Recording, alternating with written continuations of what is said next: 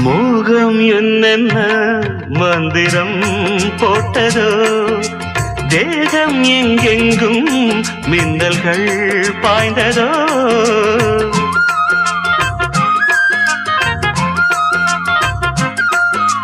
மோகம் என்னென்ன மந்திரம் போட்டதோ, தேகம் எங்கெங்கும் மின்னல்கள் பாய்ந்ததோ.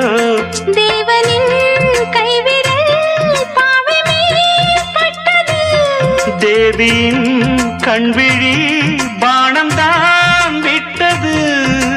புதுவித அனுபவம்